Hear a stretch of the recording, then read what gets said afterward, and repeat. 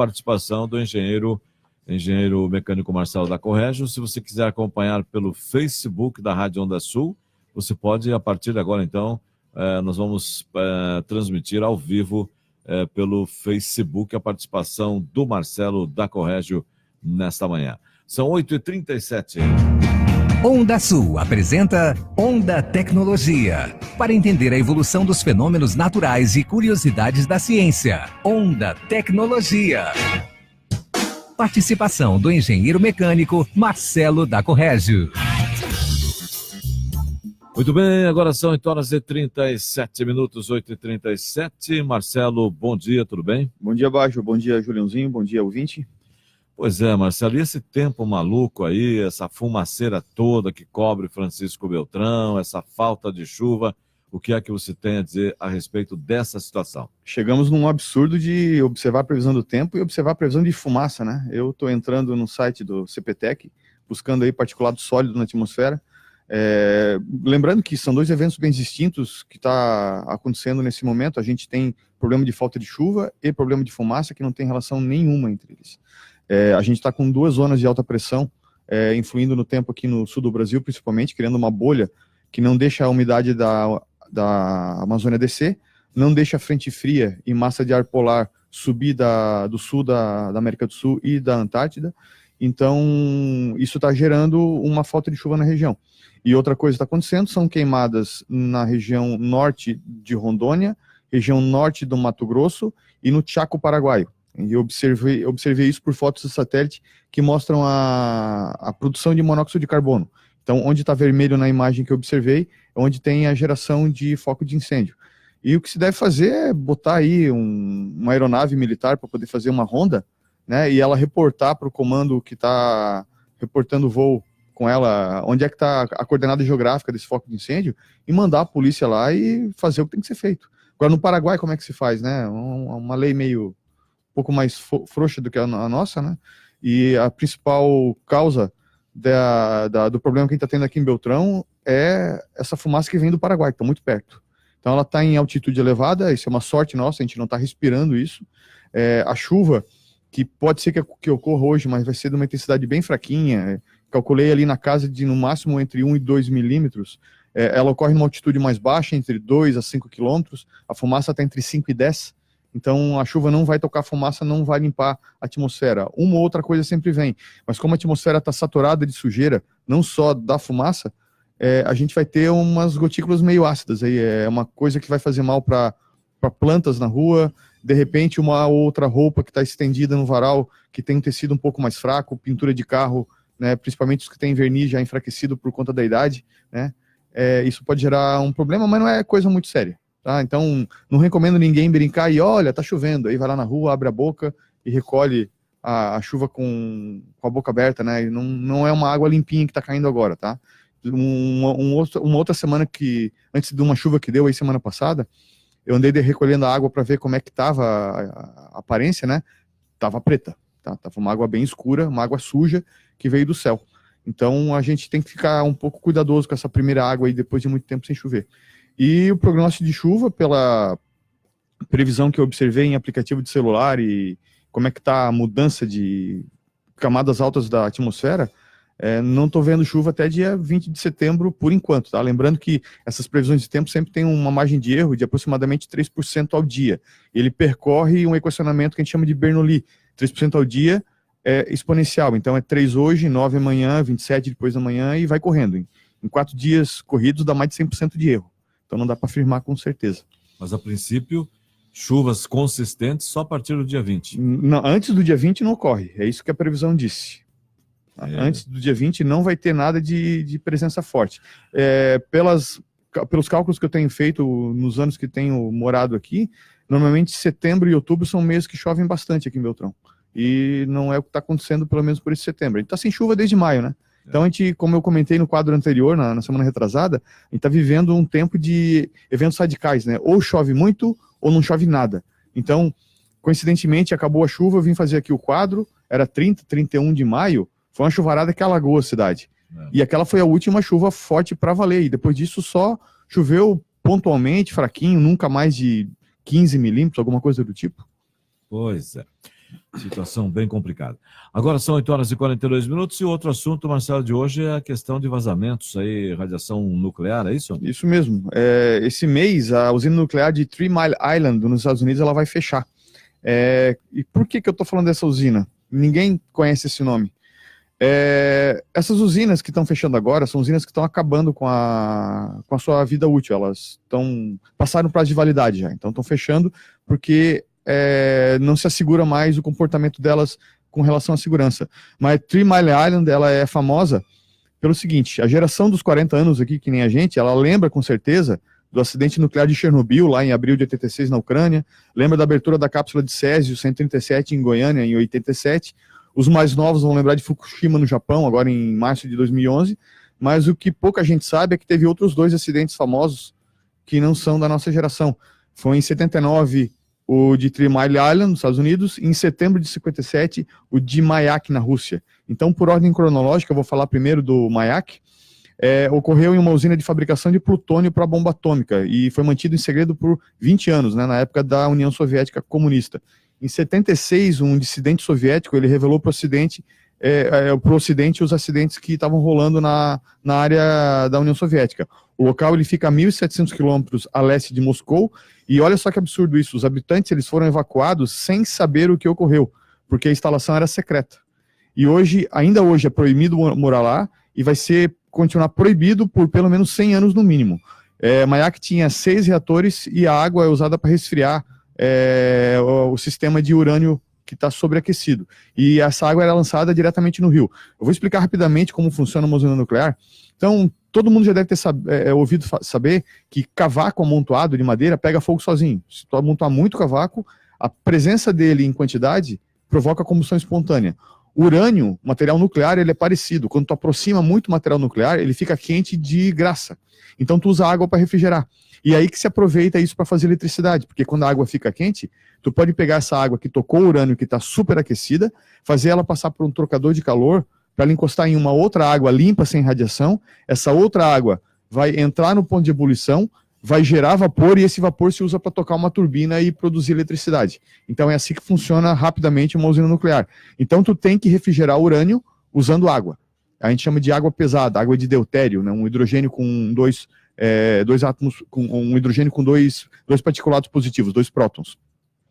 Então o Mayak fabricava plutônio 239 para poder fazer bomba atômica.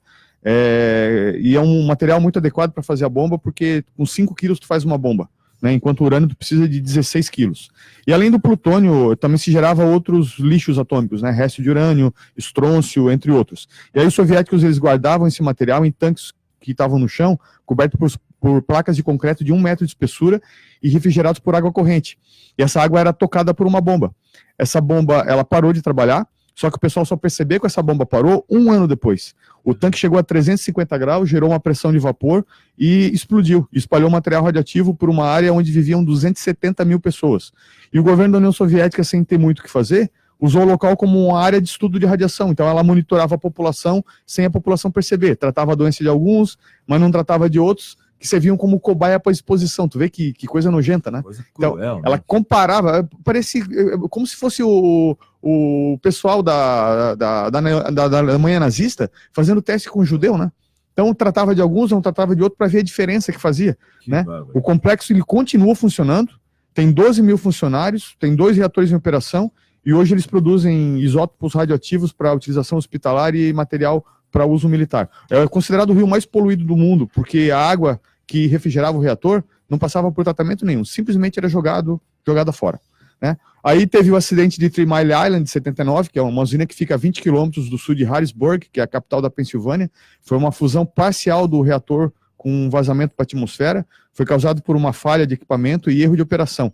O acidente, então, ele desencadeou problemas mecânicos e elétricos que ocasionaram paradas de bomba de água que alimentava o sistema de gerador de vapor. Isso acionou elementos de emergência que deveriam estar fechados. Então, o núcleo do reator começou a aquecer, aumentou a pressão, aí uma válvula de redução de pressão, né, uma válvula de segurança, ela abriu para reduzir a pressão, só que ela deveria permanecer, ela deveria fechar depois de liberar a pressão, só que ela não fechou, e não se percebeu isso no painel. Então, teve um vazamento de vapor radioativo, a pressão empurrou esse vapor para fora da usina, né? 1,5 milhões de litros de água foram lançados no rio, que passa ao lado da usina para poder fazer a refrigeração, jogada água contaminada, e gases radiativos que escaparam para a atmosfera provocaram a evacuação de 140 mil pessoas do local. E um dia depois do vazamento, o pessoal mediu com o equipamento lá de verificação de radiação que até 16 quilômetros de distância da usina, né, 10 milhas, tinha radiação 8 vezes mais forte que a letal para matar uma pessoa. Né? E isso tudo a poucas centenas de quilômetros da capital americana, de Washington. Então veja a correria que não deve ter sido isso para poder, de repente, defender a capital, defender o presidente, né? Isso foi em 79, lá, eu não vou lembrar, porque eu tinha 2 anos de idade na época, mas os mais velhos aí, de repente, vão ouvir falar disso aí. Depois, em terceiro na nossa lista, nós temos a mais popstar de todas, que é Chernobyl, né? Em 25 de abril de 86, o reator 4 estava programado para ser desligado para fazer uma manutenção de rotina. Também na União Soviética. Também. Na verdade, Ucrânia, né? Mas União Soviética, né? Exato. Então foi decidido usar essa oportunidade para testar a capacidade do gerador de gerar eletricidade suficiente para se automanter. Só que isso não aconteceu. Ele deu um piripaque nele, que ele acabou gerando 30 vezes mais energia do que normalmente ele fazia. Ele fazia 3,2 giga, e ele deu um pique de 30 gigawatts, tá? 10 vezes a potência normal de saída. Aí as hastes de combustível, né, urânio, começaram a derreter, e a pressão de vapor aumentou, causando a explosão da cúpula, que tapava lá o número 4. Isso deslocou a cúpula, destruiu a cobertura, rompeu tubos de resfriamento, abriu um buraco no teto. Na semana seguinte, uma semana de vazamento, o incêndio de barras de grafite expostas, na grafite é combustível, é carbono, enviou poeira radioativa para toda a atmosfera. Diz que pegaram a radiação no leite de vacas da Dinamarca, milhares de quilômetros de distância. 350 mil pessoas evacuadas. O reator danificado foi vedado. Eles usaram para quem entende da área, tá? Fizeram uma cobertura de inox 316. Simplesmente o inox mais caro que existe. Tá? É o que está tapando esse reator hoje. Os outros 3 reatores baixos continuaram funcionando com a usina daquele jeito, tá? Por conta de um problema de escassez de energia na Ucrânia. Em outubro de 91, pegou fogo no prédio da turbina do reator 2, que aí ele foi desligado. O reator foi desativado em novembro de 96 com um acordo entre o governo ucraniano e organizações internacionais para desligar a usina. Em dezembro de 2000, desligaram o reator 3 e fecharam todo o local. Tá? Chernobyl custa bem caro para a Ucrânia. A radiação da região ela vai demorar, segundo cálculos, 24 mil anos para chegar a níveis seguros. O governo da Ucrânia gasta 7% dos impostos arrecadados para garantir o isolamento e a segurança da região. E uma coisa interessante é que nada se decompõe em Chernobyl. As árvores e folhas que morrem, elas ficam intactas lá por anos sem se decompor. O material orgânico da região, que é contaminado com a radiação, ela tem um índice pelo menos 40% inferior. A radiação também afeta a população de fungos, micróbios e insetos que se alimentam de matéria morta. E pássaros que vivem na região têm os cérebros 5% menores do que os mesmos semelhantes de outras partes do país que existem lá na região. E o número de aranhas aumentou por conta da redução dos seus predadores. Tudo por conta da radiação. Isso quantos anos depois? Isso foi em 86, né? E hoje 86. nós estamos em 2019. Depois nós temos o acidente lá em Goiânia com o Césio-137. A contaminação teve início em setembro. Um aparelho de radioterapia foi encontrado dentro de uma clínica abandonada. E aí o pessoal pegou esse equipamento, viu que era pesado, percebeu que tinha chumbo e abriu para poder fazer a desmontagem no ferro velho. E daí a cápsula que tinha dentro desse equipamento de chumbo tinha 93 gramas de um material chamado cloreto de césio, que é um radioisótopo do Césio-137. E aí o dono do ferro velho expôs ao ambiente 19,26 gramas desse material, que é muito parecido com sal de cozinha, mas uma diferença é que ele emite um brilho azulado quando ele é colocado em local que está escuro. Então chamava muita atenção. Ele levou para casa, mostrou para a esposa, mostrou para a filha dele ficou maravilhada, pegou o césio, passou no rosto para pintar como se fosse um índio. Aí a mãe dela chamou ela para jantar, ela não lavou a mão, pegou num ovo cozido com a mão suja de césio e acabou fazendo a ingestão. Né? Foi ela, né, a menina e a mãe foram as primeiras a morrer aproximadamente 28 dias depois do acidente. Somente 17 dias depois que a cápsula foi aberta, que se começou a fazer uma divulgação de o que está acontecendo, que tem um problema naquela região da cidade. Pegaram um ônibus, Baggio, com a cápsula na mão, né, e levaram para perguntar o que era aquilo. Aí o médico falou, isso aqui é uma cápsula de césio usada em radioterapia, isso não devia estar aqui. Aí foi uma correria, a cidade parou, levaram todo mundo para o Estádio Olímpico lá de Goiânia, para poder fazer exame. Aí o pessoal fechou o bairro, fechou rua, desmontou casa, pegou aspirador a vácuo para poder fazer a limpeza da região, produziram 13,5 toneladas de lixo atômico que estão armazenadas em 14 contêineres lacrados, que estão dentro de uma montanha artificial, num parque isolado da cidade, e vai ter que ficar lá por 150 anos. E tem 1 metro de concreto fazendo isolamento junto com chumbo para a parte externa. E por último, o acidente de Fukushima, né? Todo mundo vai lembrar disso aí, porque é bem recente. Teve um terremoto lá no Japão de 8,7 de magnitude, seguido de um maremoto que gerou ondas de 15 metros. 50 minutos depois, essas ondas chegaram na região da usina, pularam um paredão de 6 metros de altura que tinha lá isolando a usina do meio externo, e acabou inundando os porões dos prédios da turbina, dos geradores a diesel que fazia a refrigeração das turbinas, a parte de emergência, e devido a essa falta de arrefecimento de água, os reatores aqueceram, levando à fusão parcial do núcleo, explosão de hidrogênio, né, que acabou destruindo o prédio dos edifícios, o topo dos edifícios lá, todo mundo observou isso na televisão, e o acidente continuou ocorrendo, na verdade, né, ainda tem vazamento de água, porque tu não pode simplesmente ir lá e separar o urânio. Como o sistema de refrigeração está destruído por conta do acidente que teve em 2011, o pessoal tem que jogar água. E essa água ela tem que ser detida porque ela é jogada limpa, a água do mar, né, é jogada limpa, só que ela toca o urânio e ela fica contaminada. Então ela passa por um processo especial de purificação e depois disso ela tem que ser armazenada antes de ser recolocada na natureza. Só que essa água vaza, né? A Fukushima já armazenou 270 mil toneladas de água radioativa e isso consumiu já mais de 80% da capacidade de armazenamento. E tem um técnico do governo do Japão que disse lá na imprensa que 400 toneladas de água radioativa é produzida todo dia em Fukushima, e segundo esse dirigente do Ministério da Indústria japonesa, o volume de água que vaza diariamente acaba sendo despejado no Pacífico de 300 toneladas. Então os caras geram 400 e jogam fora 300 toneladas de água radioativa que vai para o Oceano Pacífico. E a gente fica à mercê disso, né? Ainda bem que a gente mora bem longe, né? Eu fico meio preocupado em comer atum, por exemplo, que é um peixe pescado nessa região do Pacífico, e essa água ela atravessa o Pacífico, vem parar no litoral do Peru, no litoral do Equador. Claro, a contaminação já vem diminuindo, ela vem sendo diluída, mas pense, né, se tu tem contato constante é um problema, né? Verdade. Pois é, Marcelo, nós temos aqui, o ouvinte mandou um áudio aqui, o nosso amigo Dirceu, deixa eu ver o que ele está dizendo aqui, um áudio para o Marcelo, vamos ver. Bom dia, Baja, tudo bem? É o seguinte, eu preciso fazer uma pergunta para o Marcelo da Corregio, mas eu preciso sair, então a minha esposa estará ouvindo o programa direto, que eu preciso fazer um trabalho que vou estar fora. E aí eu preciso saber que você pergunte a ele qual o melhor carro entre a Tucson e o Corolla. Eu só queria saber para tirar uma dúvida. Tucson ou Corolla? Poderia fazer esse favor isso ao vai amigo? depender da utilização do carro. Então eu iria sugerir a Tucson para o senhor viajar. E iria sugerir o Corolla para o senhor ter um uso misto. Viagem, estrada, rodagem, né, e cidade.